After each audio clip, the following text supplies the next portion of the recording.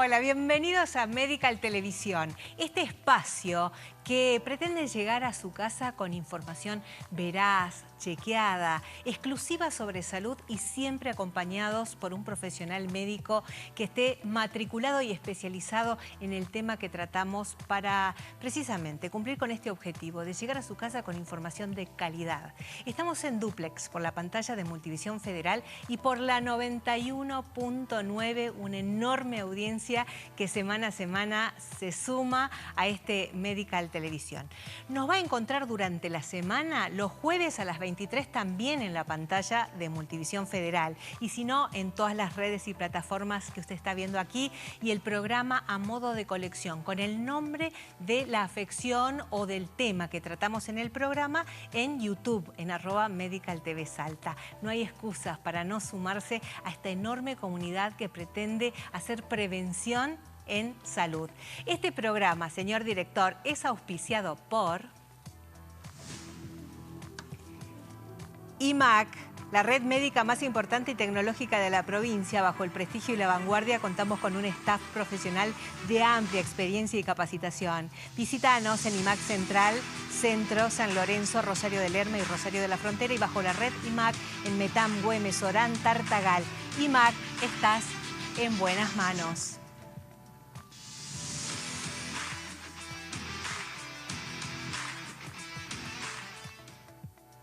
Y ya está con nosotros la licenciada Carolina Ruiz Álvarez para hablar de un concepto que puede resultar complicado como es el de la epigenética, pero es el objetivo de poder, desmitificar todo lo que hay en torno a estas palabras difíciles. Licenciada, ¿cómo está? ¿Cómo está? Gracias por venir. Nora, gracias por invitarme nuevamente. Un gusto, me encanta estar acá y aportar mi granito de arena. Bueno, la licenciada además puede despejar otras dudas que usted tenga a través del 11 26 09 09 09. Hacemos consultorio virtual. En el segundo bloque, atención, porque yo sé que este tema lo vienen pidiendo y muchísimo a nuestra producción. Va a estar la doctora Carmen de la Serna para hablar de celulitis. Sí, porque hay un montón de mujeres, sobre todo mujeres, porque es una patología que afecta al 90% de las mujeres, que deben estar del otro lado diciendo, qué bueno, vamos a hablar de un tema que también tiene que ver con la epigenética. Así es que, si te parece, licenciada, presentamos un informe para darle marco a la charla. Perfecto. Señor director, epigenética. La epigenética es un campo fascinante que estudia cómo los factores externos pueden afectar la expresión de nuestros genes sin alterar directamente el ADN. Mientras que los genes que heredamos de nuestros padres actúan como un plano básico para nuestras características y predisposiciones, la epigenética nos muestra que nuestros hábitos y el entorno en el que vivimos también pueden modificar este plano, influyendo en la salud y el riesgo de desarrollar diversas enfermedades. La epigenética se refiere a cambios en la expresión genética que son regulados por marcas químicas que se colocan en el ADN o en las proteínas asociadas a este, sin modificar la secuencia genética en sí. Estas marcas epigenéticas pueden activar o desactivar ciertos genes y su presencia depende de factores como la alimentación, el ejercicio, el estrés, el sueño, la exposición a sustancias químicas, entre otros. Por ejemplo, si se tiene una predisposición genética a desarrollar una enfermedad cardíaca, los hábitos saludables como una dieta balanceada y ejercicio regular pueden silenciar o minimizar la expresión de genes relacionados con esa enfermedad, reduciendo el riesgo que se manifieste. Según la Organización Mundial de la Salud, alrededor del 80% de los casos de enfermedades cardíacas, accidentes cerebrovasculares y diabetes tipo 2 podrían prevenirse con cambios en el estilo de vida, como una dieta saludable, ejercicio regular y evitar el consumo de tabaco. Esto muestra cómo los factores ambientales y de comportamiento influyen más allá de la predisposición genética. Se estima que hasta el 30% de los cánceres podrían estar relacionados con una dieta inadecuada y entre un 20 y un 25% con falta de actividad física y obesidad. Aunque los genes pueden aumentar la susceptibilidad, las decisiones diarias juegan un papel clave en la aparición y progresión de esta enfermedad. Estudios sugieren que las personas con predisposición genética a la diabetes pueden reducir hasta un 50% su riesgo si siguen una dieta equilibrada, controlan su peso y hacen ejercicio regularmente. Diversos estudios han revelado que el estrés crónico puede alterar la expresión de genes relacionados con la regulación emocional y el sistema inmunitario. Dormir menos de 6 horas por noche aumenta el riesgo de desarrollar enfermedades metabólicas y obesidad en un 20 o 30%. Esto se debe a que la privación de sueño afecta la expresión de genes que regulan el apetito, el metabolismo de la glucosa y la inflamación, afectando directamente la salud. Se ha observado que los hijos de personas que sufrieron hambre durante su vida, como en tiempos de guerra, tienen un mayor riesgo de desarrollar enfermedades metabólicas, aunque ellos no hayan vivido las mismas experiencias. Esto respalda el papel de la epigenética en la transmisión de efectos ambientales entre generaciones. Estas estadísticas demuestran que los hábitos de vida pueden influir fuertemente en la salud, incluso cuando hay una predisposición genética. Bueno, ¿cómo siembra un montón de interrogantes? Pero lo más importante, licenciada, es que por ahí hay gente que está del otro lado que acostumbra a repetir esto. No, pero es genético. En mi familia todos sufrimos de obesidad, por ejemplo, ¿no? Es hereditario. Era mi abuelo, mi padre, y entonces por eso yo también. Eso no va más. Sí, es un gran ejemplo lo que acabas de decir, Nora. La verdad que hermoso el informe de introducción, muy explicativo y muy claro, ¿sí? Lo que nos quiere hacer ver es justamente este ejemplo que vos acabas de dar, es que no estamos presos, no estamos condicionados por nuestros genes.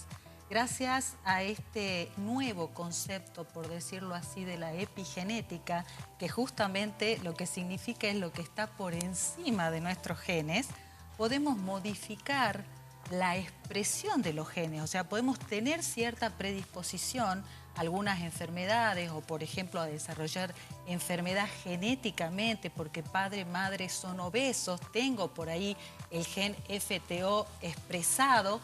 Pero gracias a la epigenética, hoy sabemos que modificando nuestro ambiente, nuestros hábitos, podemos darle una expresión diferente a nuestros genes. ¿Qué significa epigenética? Ambiente. Todo lo que está por encima de nuestros genes. El sol, el calor, el ejercicio, la alimentación, si fumo, si tomo, si duermo bien, el estrés. ¿Sí? El manejo del estrés es súper importante en la expresión de nuestros genes, el sueño profundo, la alimentación antiinflamatoria. Ahora, licenciada, lo más maravilloso de lo que acabamos de escuchar es que gracias a esa epigenética podemos accionar sobre nuevas generaciones. Exactamente, o sea, hay estudios que han demostrado que es transgeneracional, o sea, yo puedo modificar mis genes, mejorar la expresión de mis genes y voy a tener un hijo con genes mejores, digamos, por decirlo así. Claro. Entonces, hasta eso nos da la oportunidad de ir mejorando generación en generación. Bien, en la epigenética hay pilares. Uno de los más importantes es la alimentación. Totalmente. Desde la nutrigenómica que se llama, se puede saber que ciertos nutrientes pueden expresar o no, o sea, apagar o encender la expresión de ciertos genes. Por ejemplo, desde el punto de vista de los tratamientos nutrigenómicos, bueno, por supuesto hay distintos niveles, ¿no? Pero ya sabemos que en generar una alimentación antiinflamatoria, sin ultraprocesados, sin tanta exposición, por ejemplo, a todo lo que son conservantes, a todo lo que son químicos, va a mejorar, por supuesto, la expresión de nuestros genes. Eso en general. También, por ejemplo, se sabe que la vitamina D3 es una vitamina súper importante en relación a la expresión de nuestros genes. ¿Qué es la vitamina D3? La vitamina D3, en general, es la vitamina que podemos producir con una exposición al sol diaria de 10-15 minutos, según el color de nuestra piel. La produce nuestro propio cuerpo y es una vitamina muy protectora, ¿sí? También nos podemos suplementar. Es muy común la deficiencia de vitamina D3 y se ha visto con todo este tema de la epigenética que modula más de 2000 genes. Ah, bueno. Sí, o sea, ¿qué significa que modula? Que lo mantiene en equilibrio. Ahora, ¿la vitamina esta D3 solo se toma del sol o se puede incorporar como suplemento? No, se puede incorporar a través de la alimentación, por supuesto. Por ejemplo, la yema de huevo, para nombrar un alimento muy común, pero sobre todo se suplementa.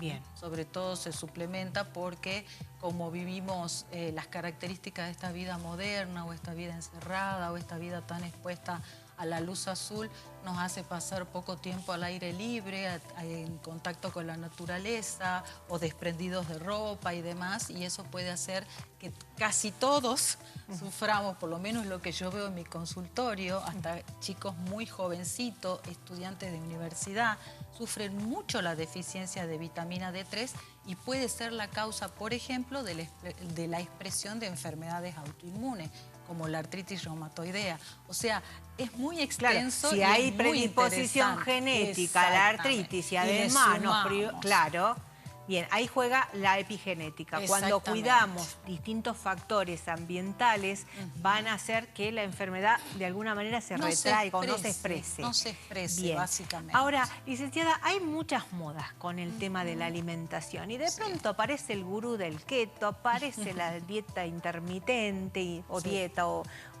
ayuno, ¿no? Bueno, aparecen tantas cosas nuevas que uno no sabe hacia dónde ir.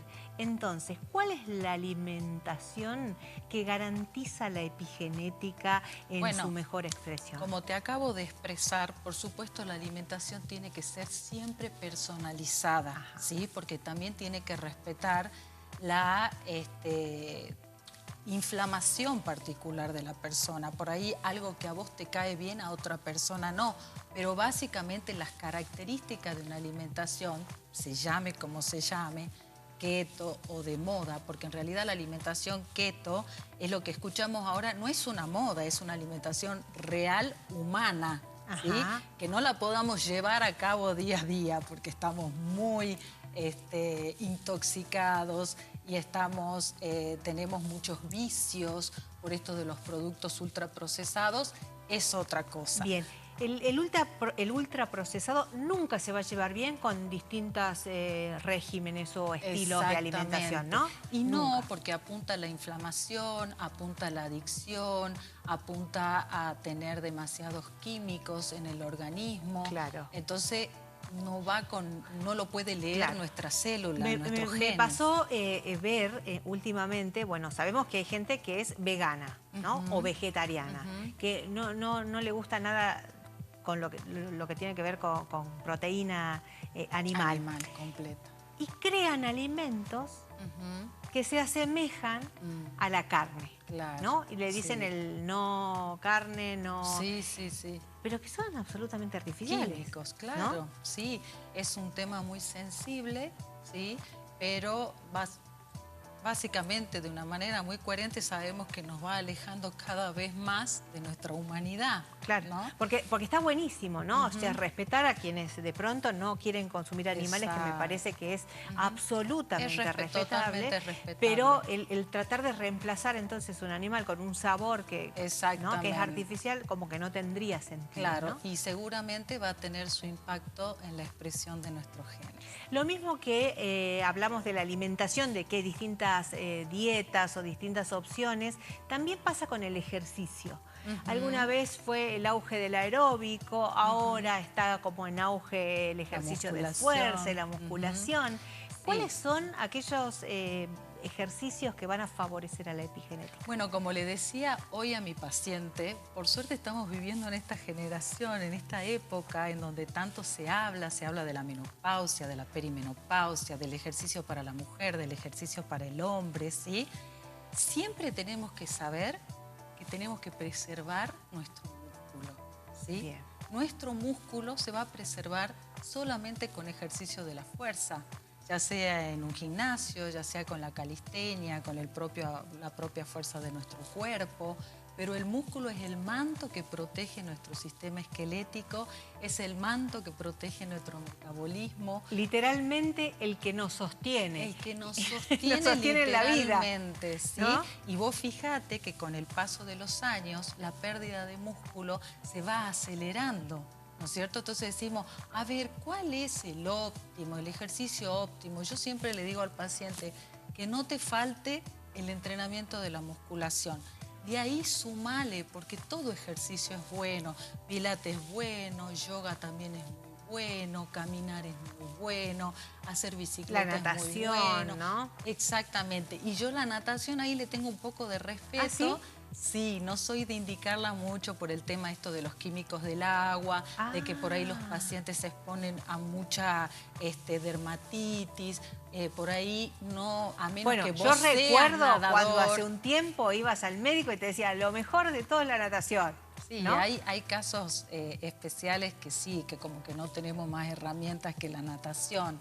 Pero para mí, a menos que el paciente sea nadador y que vaya a nadar realmente, no es algo que yo recomiendo mucho porque veo que los pacientes se enferman, después no van varios meses a hacer nada, les cuesta un montón de nuevo retomar. Sí, llevarlo, por ejemplo, en la época de invierno es complicado, ¿no? Para el pelo que especialmente se moja. la época de invierno y en los adultos mayores, ¿sí? Es mucho más efectivo que estén en un gimnasio. Los va a ayudar muchísimo más a la recuperación de su masa muscular, obviamente acompañado con un montón de otros cuidados. Y no ha surgido nada nuevo, así como todo el tiempo hay cosas nuevas en cuanto a la conservación del agua, que no tenga químicos y que no hagan mal, ¿no? Y no hay. Es que no, porque es un agua estancada que se necesita evitar que se pudra, ¿no? Igualmente como el agua de las piscinas de las casas, digamos. Exactamente. Bueno, hablamos de la alimentación, sí, hablamos del ejercicio. Y otro pilar que mucha gente del otro lado dirá, ¿y qué tendrá que ver? Es el sueño. Ah, sí, tremendo. Bueno, hoy en día también es algo que, imagínate, uno hace cuántos años que es profesional y nunca escuchó hablar realmente de este tema, ¿no? Del sueño. Tenemos que saber que hay que respetar el sueño, hay que respetar el ritmo circadiano, ¿sí? Que es ese reloj biológico interno que tenemos, que está muy relacionado principalmente a los procesos de reparación del organismo, está relacionado a la liberación de hormona, la producción y liberación de hormona. Hoy en día nuestro sueño está muy afectado principalmente por las pantallas, por la exposición a la luz azul, que le dice al cuerpo que es de día cuando es de noche. Entonces se producen las hormonas que no se tienen que producir y las que se tienen que producir no se producen. Claro. Como bueno, por ahí ejemplo, la tecnología, licenciada, la tecnología juega un es rol tremendo. Entonces empezar a respetar nuestro sueño, sabiendo que en el sueño profundo tenemos la reparación, incluso el adelgazamiento, es donde crece la hormona, donde aumenta la hormona de crecimiento, donde debe bajar la insulina, donde debe mejorar la melatonina, que es un antioxidante súper importante para las mitocondrias, no solamente una hormona que nos induce al sueño. Entonces, sueño, reparación. Sueño profundo, reparación. No sueño, oxidación, enfermedad con el paso del tiempo. Bien. Cuando somos jóvenes por ahí no es tan evidente todo ese daño, pero cuando ya pasamos la barrera de los 40, como es mucho más evidente la inflamación que se produce también por la falta de sueño, el estrés. Y además, un punto muy importante a tener en cuenta es que si yo no respeto el sueño e intento conciliar un sueño, que hay muchas técnicas naturales para lograrlo, también voy a tener más hambre. ¿Sí? ¿Por qué? Porque no voy a regular bien el apetito. Voy a levantarme con más ganas de consumir hidratos de carbono porque voy a estar cansado. O sea, es súper interesante el tema del sueño. Bien. Podemos accionar sobre el sueño, nos ponemos el reloj y decimos vamos a dormir 8 horas, no sé cómo, pero vamos a dormir 8 horas. Podemos elegir el alimento y decir, bueno, elegimos qué comer. Podemos elegir la actividad física y decir, bueno, voy a trabajar en mi epigenética y voy a luchar contra esa genética que no es buena, que me heredaron, vaya a saber quién por allí. Y llegamos al tema del estrés, otro pilar fundamental y que no sabemos gestionar. Tal cual. Bueno, así como el sueño, tenemos hoy en día con esta vida moderna, tenemos que aprender a gestionar nuestro estrés, tenemos que empezar a soltar, tenemos que gestionar también relaciones tóxicas, tratar de llevar un poco de práctica de meditación diaria, que eso baja muchísimo el estrés. La digestión ayuda mucho, claro. Tener un buen tránsito intestinal, ¿sí? O sea, todos nuestros procesos de desintoxicación, tratar de llevarlos a la regularidad, a la normalidad, todo eso también produce estrés porque estás nervioso, ansioso y demás. Entonces, la gestión del estrés se ha visto una gran relación con este tema de la epigenética, como ambientes de mucho estrés pueden despertar enfermedades. Por ejemplo, hay un estudio muy triste que es de mucho tiempo de seguimiento, como las mamás que cuidan por ahí niños con enfermedades crónicas están mucho más, tienen lo que se llaman los telómeros, que es su ADN, las partes finales del ADN, mucho más acortado por acción del estrés, y eso obviamente se puede manifestar como una enfermedad, como una inflamación crónica, como una enfermedad mental también. O sea, hay muchos estudios que han relacionado condiciones del estrés, condiciones emocionales, con esto de la manifestación del despertar de los genes. Así que bien, sí, a ponerse las pilas con ese tema también. Mucho hay que hacer. Bueno, yo encontré otro pilar en todo esto y en todos los antecedentes de investigación de la producción de Medical Televisión, ¿no? No soy yo, es la producción que trabaja con nosotros y que encuentra elementos para desarrollar de manera coloquial esta entrevista, porque en cuanto a paper científico hay un montón, pero ¿cómo bajamos a tierra? ¿Cómo bajamos a la señora, el señor que está del otro lado, los chicos que están del otro lado, decir, no, existe la manera de cambiar nuestra salud o de preservarla o de cuidarla durante el tiempo? Y ese otro pilar, y vas a saber vos, licenciada, explicarnos de qué se trata, es la microbiota.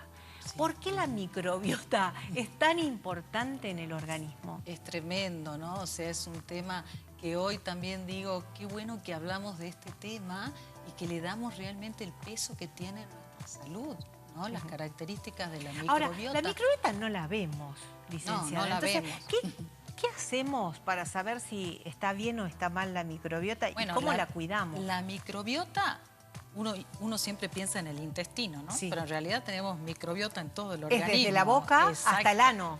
No solamente todo el recorrido del aparato digestivo, sino también la piel, o sea, en todos lados tenemos microorganismos, ¿sí? Bien. Generalmente cuando hablamos de microbiota nos referimos a la microbiota intestinal. Claro, la que está dentro. Sí. Yo me imaginaba la panza, sí. ¿no? Me duele la panza porque estoy nerviosa, me duele la panza porque comí algo que me cayó mal, me duele la panza, un montón de cosas que le echamos la culpa a la microbiota. Sí, no, en realidad cuando está en desequilibrio sí puede despertar muchas enfermedades la microbiota. En desequilibrio puede deberse a donde las bacterias, por decir, malas, porque tenemos buenas y malas, pero en realidad se refiere a la cantidad que tiene que estar cada una, porque todas deberían estar en armonía, ¿sí? Otras veces, por el estrés, justamente hasta el estrés nos puede producir lo que se llama un síndrome de sobrecrecimiento bacteriano, el SIBO,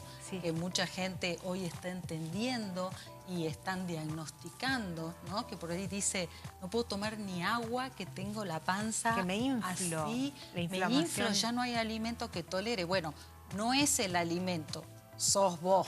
Claro. ¿Sí? No es el alimento. Entonces, bueno, existen muchísimas herramientas para cuidar nuestra microbiota. ¿Podemos contar algunas? ¿Cómo cuidamos la microbiota? Y bueno, principalmente, como lo venimos diciendo desde el principio del programa, es la alimentación antiinflamatoria, que tiene que ser personalizada. Hay mucha gente que por más que yo te diga, mira, los coles son fantásticos porque tienen DIN, porque regulan tus hormonas. ¿Tienen qué? Perdón. Perdón, tienen ciertos principios activos que pueden ayudarte a estabilizar las hormonas, por ejemplo. Entonces vos me decís, no, Caro, pero yo como un pedacito de brócoli capaz que me muero. Claro. Entonces ahí voy yo a donde todo tiene que ser personalizado. Igual con estos temas de los probióticos y los prebióticos. Que esos son los que se consumen para la microbiota. Se pueden consumir para darle un equilibrio a la microbiota. Yo escuché hablar del kefir, por ejemplo. Claro, pueden venir de los propios alimentos. El kefir es un agua fermentada, por decirlo así. Puede ser de agua o puede ser de leche. En este caso, por ejemplo, el yogur griego es muy parecido, o la cuajada, bien conocida, es un kefir de leche. Bien, pero ¿eso está bueno? Eso está muy bueno porque son alimentos fermentados. Tienen esas bacterias buenas que deberían crecer y ayudarnos a mantener un equilibrio en la microbiota. Pero ¿qué pasa? Hay gente que está tan mal que puede tener hasta intolerancia a un alimento fermentado. Por eso te digo, es todo muy personalizado. Es llevarlo al paciente a subir pequeños escalones. Bien. ¿Sí? Ahora, licenciada, por ahí hay alguien detrás en su casa y dice, bueno, hay estudios, porque hay estudios que te dicen cómo está tu organismo, qué le pasa a tu microbiota, cuáles son los alimentos a los que sos intolerante y demás. Claro, eso es la nutrigenética. Bien, entonces dice nuestro televidente, pero yo, ¿cuándo me voy a hacer un estudio de nutrigenética? Sí. Primero que no sé ni dónde se hacen, ¿no? Sí. Yo lo veo siempre en esta revista de cosas que se hacen afuera, ¿no? Sí, bueno, en la Argentina sí se hacen, pero sí, es verdad. Se hace en Buenos Aires. Sí, acá se hace en el Buenos norte o en el Aires, interior es más difícil. Es muy simple. En otros países te llega a tu casa el test de nutrigenética, pone un poco de Claro. saliva y te dan todo el resultado. ¿Y entonces cómo sabemos? Pero bueno, nosotros básicamente nos tenemos que, como vos decís, manejarnos con pilares de salud y tratar por la sintomatología del paciente y por ciertos, por ahí, valores de laboratorio que uno puede estudiar, tratar de personalizar con esas herramientas lo más posible para ese paciente, ¿sí? Entonces, saber que tampoco, no, si no me puedo hacer el test de nutrigenética, nada de lo que yo haga, capaz que estoy haciendo todo mal. No, no es así. Claro. Hay Eso es muy profesionales médicos, específico. licenciada, que incluso han pasado por Medical Televisión, que hacen referencia a una especie de reseteo, ¿no? Y te dicen, bueno, te saco todos los alimentos, no sé cuál será. Y te voy incorporando. Y vas incorporando. ¿Esa técnica qué le parece? Sí, a veces ese plan nutricional libre de FODMAP, que se llama así. Ahora me va a explicar qué es FODMAP. No, básicamente son todas esas sustancias fermentativas que pueden estar en algunos alimentos, como por ejemplo incluso en una manzana, en un coliflor, en un brócoli, ¿sí? Y obviamente en todos los procesados, incluso puede estar en la palta para algunos pacientes, ¿sí? A veces cuando dicen, no, mira, me parece que esto, cuando lo como me inflamo, pero no logro identificar que, bueno, sácalo por una semana y vamos incorporando de a poco. Pero si yo me tomé un vaso de gaseosa o me fui con mis amigos a comer hamburguesas chatarra, o sea, ¿me entendés lo que te digo? Hay muchos factores, tengo que ser muy prolijo en llevar esa alimentación de excluir e incluir para poder identificar. Mucha gente le da resultado, pero tengo que evaluar también el grado de compromiso del paciente. Bien. ¿Sí? Voy a incluir otro pilar que no lo habíamos... No lo habíamos encontrado en los antecedentes que hemos evaluado como pilar fundamental de la epigenética, pero lo acaba de nombrar la licenciada y me parece importantísimo, y son las adicciones. Consumo de alcohol, de cigarrillo, de drogas, de cualquier tipo de sustancias van a perjudicar eso que genéticamente yo tenía. Apagar, ¿no? Una predisposición y después lo puedo encender con todos esos hábitos, ¿no? Sí, bueno, porque están relacionados, más que con los ultraprocesados, está relacionado con la inflamación, la oxidación, digamos, falta de reparación celular. Entonces, obviamente, en algún momento, según mi predisposición, puedo llegar a despertar con todos estos malos hábitos distintas enfermedades. Por eso voy a decir, ay, ¿cómo puede ser? No le pasa nada y tiene bueno, está bien. Capaz que tiene menos predisposición a ciertas cosas, ¿me entendés? Claro. No voy a estar esperando a... Sí. Así es. Y otro pilar, que más o menos lo nombramos, pero yo te lo nombro, que es muy importante, es el estudio, que por ahí ni siquiera hacemos estudio por el costo que tiene, pero el tema de la suplementación de vitaminas y minerales. Por ejemplo, a nivel genético ya habíamos nombrado la vitamina D3, que modula más de 2000, la expresión de más de 2000 genes, ¿sí? Es tan importante conocer regularmente el valor de nuestra vitamina D3 y hacer una suplementación principalmente en los meses de otoño-invierno, y también tener en cuenta que por más que yo tenga un valor bueno de vitamina D3, por decir 50, a los 2 meses puedo tener 20, ¿sí? No es algo que se sostiene, ¿sí? Justamente por todo esto que te digo de la vida moderna.